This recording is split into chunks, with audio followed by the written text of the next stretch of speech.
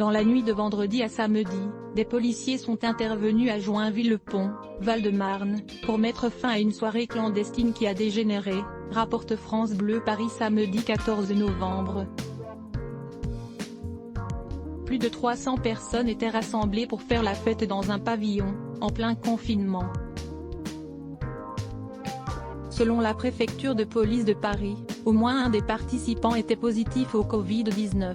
Les autorités appellent à la responsabilité de l'ensemble des participants à cette soirée et les invitent à se faire dépister dans les meilleurs délais et à s'isoler au moins jusqu'à réception des résultats de leur test, s'il est négatif, afin d'éviter toute propagation du virus, souligne-t-elle dans un communiqué.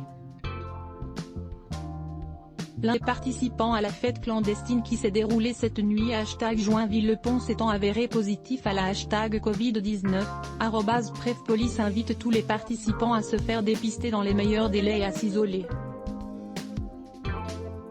https://rbl4tq7b00pic.twitter.com/gualqueijo, préfecture de police @PrefPolice, novembre 14, 2020. Les policiers du Val-de-Marne ont d'abord été appelés dans la nuit pour du tapage nocturne.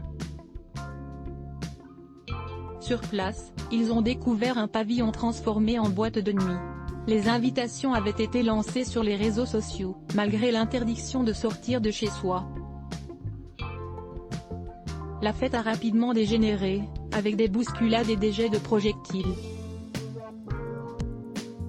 Une bagarre a impliqué une centaine d'individus qui se sont battus à coups de verre, de bouteilles d'alcool, de tables et de chaises, a appris France Info de sources proches de l'enquête.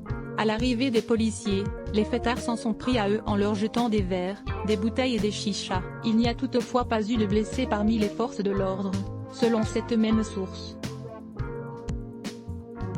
Les policiers ont répliqué par des jets de grenades de désencerclement et une grenade lacrymogène. D'après le syndicat Unité SGP Police 94, les policiers ont été contraints de faire usage de moyens intermédiaires de défense afin de s'extraire des lieux et ainsi éviter d'être lynchés. Les individus ont finalement quitté les lieux, certains par la porte d'entrée, d'autres en fuyant par les toits et les jardins des pavillons voisins.